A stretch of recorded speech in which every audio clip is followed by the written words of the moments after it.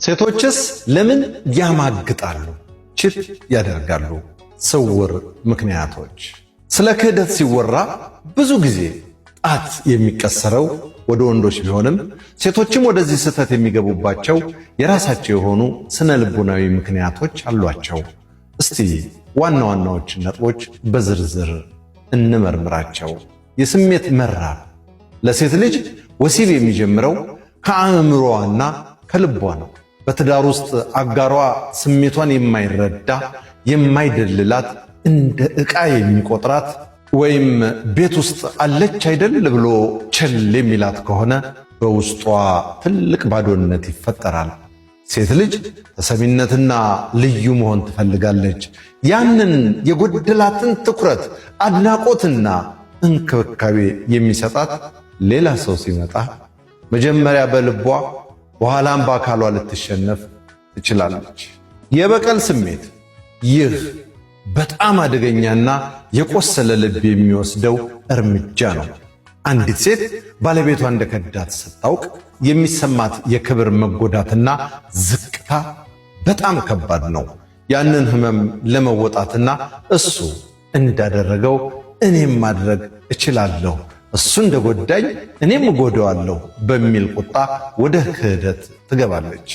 ይህ ግን ለቁስሏ ፈውስ ሳይሆን ራሷን ይበልጥ የጥፋተኝነት ስሜት ውስጥ የሚከት ተጨማሪ ስህተት ነው። በቤት ውስጥ ያለ ብቸኝነት። ባል ያላት ብቸኛ መሆን ለሴት ልጅ ከሞት በላይ ይከብዳታል። ባልየው ቀኑን ሙሉ በሥራ ተወጥሮ ማታውን በሱስ ወይም በጓደኛ ተጠምዶ ለሷ ጊዜ የማይሰጣት ከሆነ ቤት ውስጥ እንደ ባዕድ መሰማት ትጀምራለች። ምንም የሌለኝ ያህል ነው የሚሰማኝ የምትል ሴት ከሰው ጋር ለመገናኘትና ለመጫወት ያላትን ፍላጎት ሌላ ወንድ ሊጠቀምበት ይችላል። ብቸኝነት ለክህደት ትልቁ በር ከፋች ነው። የራስን ዋጋ ማረጋገጥ መፈለግ። ሴቶች ዕድሜያቸው እየገፋ ሲሄድ ወይም ከወሊድ በኋላ በሰውነታቸው ላይ ለውጥ ሲመጣ አሁንም ቆንጆ ነኝ፣ አሁንም ወንዶች ይመኙኛል የሚል ስጋት ይገባቸዋል። በትዳር ውስጥ ውበቷ የማይነገራት አምሮብሻል ተብላ የማትደነቅ ከሆነ የራሷን ማራኪነት ለማረጋገጥ ትጓጓለች። በዚህ ቅጽበት ሌላ ወንድ መጥቶ ስለ ውበቷና ስለ ማራኪነቷ የሚነግራት ከሆነ ያንን የመፈለግ ስሜት ዳግም ለማግኘት ስትል ወደ ክህደት ልትሳብ ትችላለች። ወሲባዊ ቅዝቃዜና አለመርካት። ምንም እንኳን ለሴቶች ስሜታዊ ትስስር ቀዳሚ ቢሆንም አካላዊ እርካታም የራሱ ትልቅ ድርሻ አለው። በትዳር ውስጥ ወሲባዊ ግንኙነቱ አሰልቺ፣ ደረቅ ወይም ወንዱ የራሱን ደስታ ብቻ የሚያስቀድም ከሆነ ሴቷ በግንኙነቱ ደስተኛ አትሆንም። ግዴታዬን እየተወጣሁ ነው እንጂ እየተደሰትኩ ነው የማትል ሴት ያንን የተፈጥሮ ፍላጎቷን የሚያረካላትና እንደ ሴት የሚያስደስታት ሌላ አማራጭ ፍለጋ ልትሄድ ትችላለች።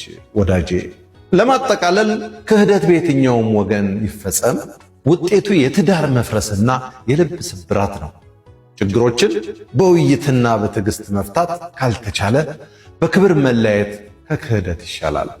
ትዳርን መጠገን የሚቻለው ሁለቱም ወገኖች የየራሳቸውን ክፍተት አውቀው ሲታረሙና አንዳቸው ለሌላው መጠጊያ ሲሆኑ ብቻ ነው።